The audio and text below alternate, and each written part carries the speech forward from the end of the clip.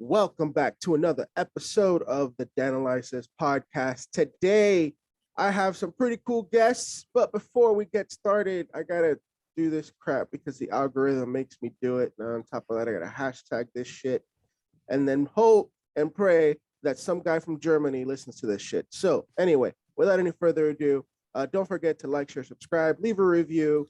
Check out the two comedy shows that are coming up. Slackers on the 19th. Seats are still available. If you go to my Instagram link in bio, there's all the information there. And June 2nd, we have our first summer headlining series with headliner, also guest of the podcast, Coot with Genty, killer comic out of Houston. He's going to be coming up to North Austin to hang out with us, tell some jokes for about an hour, and take pictures with you guys while he lets me make a fool of myself before him. All right, guys. From today, my guests are fellow podcaster, host from a very, very good podcast that you probably never heard of, but you will today. Give it up from the guys from the Hate to See It podcast, Adam and Jeff. Welcome to the Danalysis podcast. How you guys doing today? Good. Thanks for having us. Yeah, thanks. I am a sleepy boy. Sleepy boy? Sleepy or hungover? No, I wish I was hungover.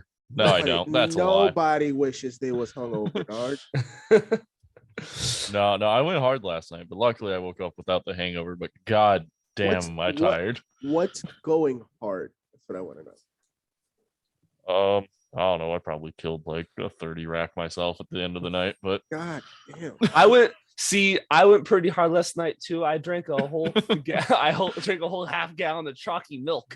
Chocolate milk, man. You're firing up a storm over dude, there. He literally, we're at a bonfire. Everyone's standing outside drinking. Adam goes inside and he comes back out with a tankard of just chocolate milk.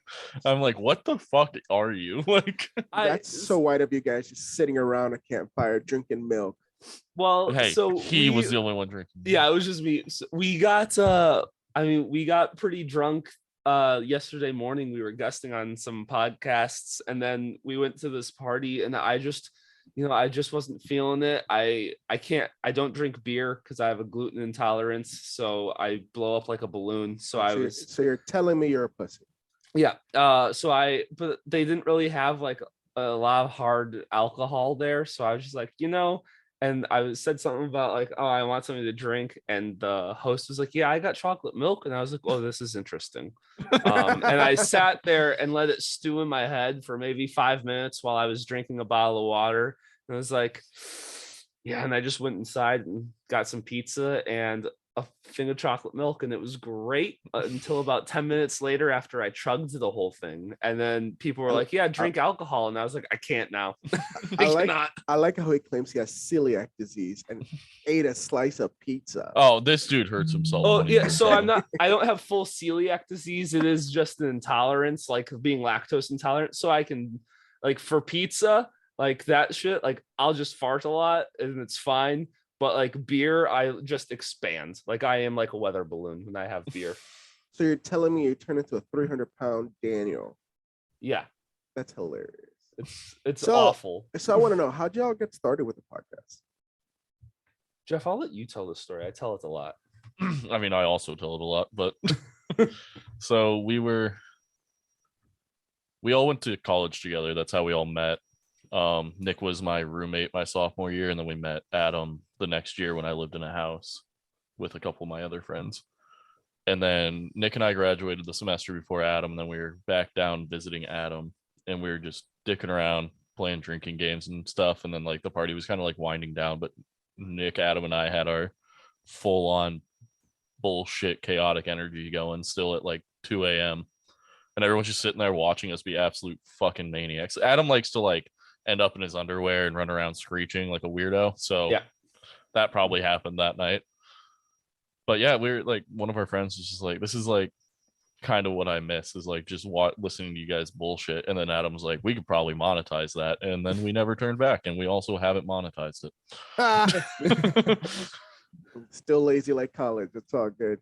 Yeah. But so it's literally just you three at all times just talking shit. Yeah, it started out that way. Yeah, it started off that way. That we've then we started doing a true crime podcast, because to get more listeners, basically. And God, the ego for attention is real in the internet. Right oh, man, that's all I need is people's attention. I need it to survive. So yeah, we started this true crime, and then we met. Well, sometimes we couldn't like have episodes on our own. We would run out of content or something to talk about because we go for about an hour. So we started having other people on our show, and then that kind of has spawned into now we do interviews most of the time. Mhm.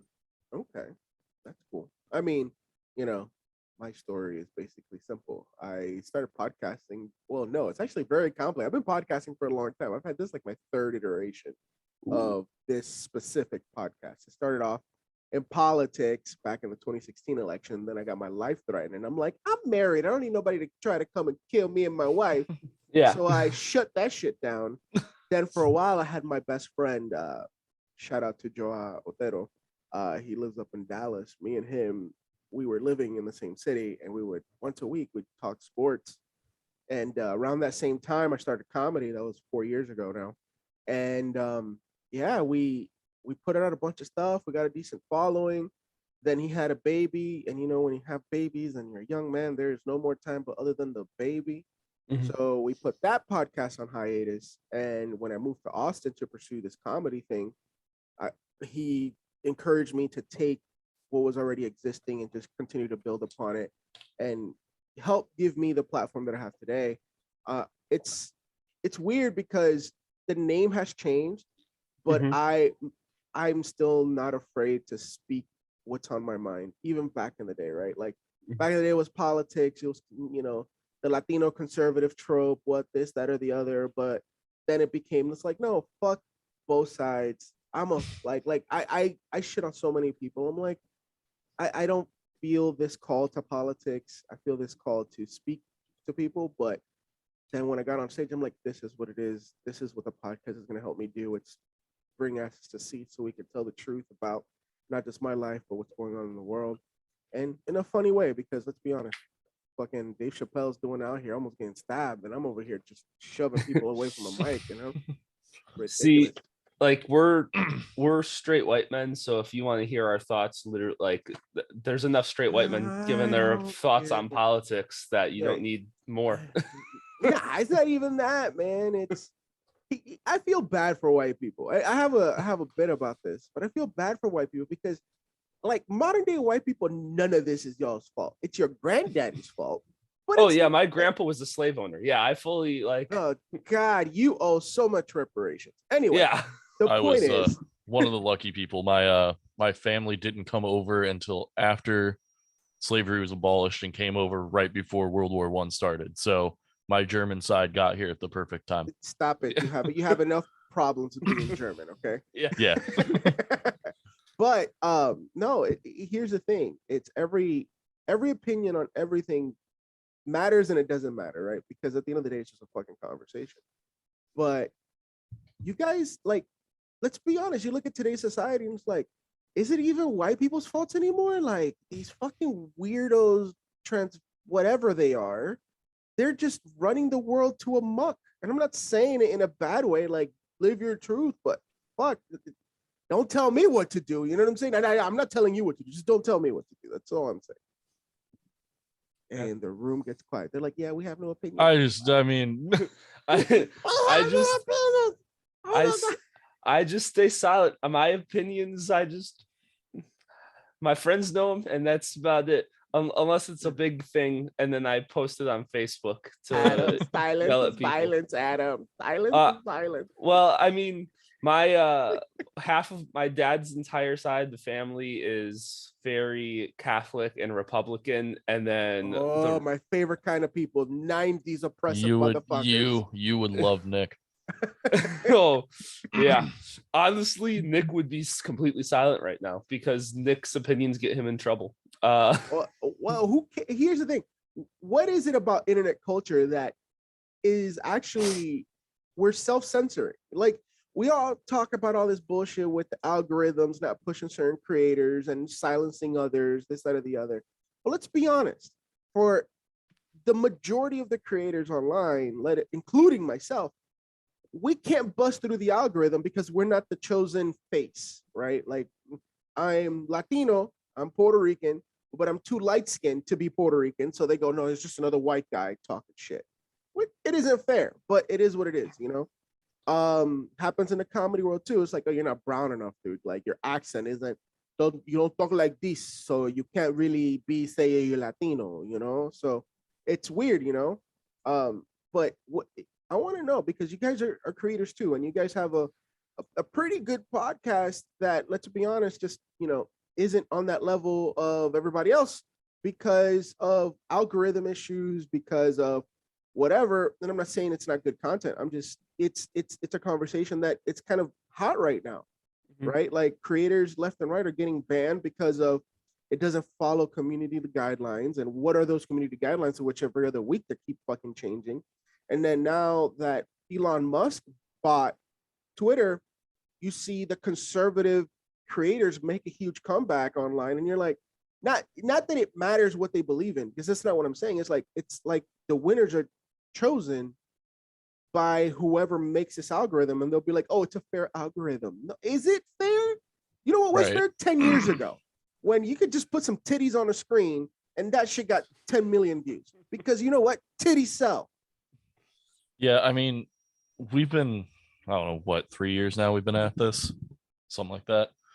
And it's not a like lack of us trying. Like, we promote, we share our stuff, we put it in like niche groups on like Reddit and shit. Like, we're trying to find the stuff, but yeah, I mean, is it an algorithm thing? Probably. I have no idea how Spotify works, or like any of them really work. I guess Spotify is really the only one I kind of understand, but like Apple Podcasts and stuff, that's all based off of like the 5-star reviews. That's like the only way you can get found. Yeah. See, we get like the people that interact with us are like fans, but there's like 12 of them.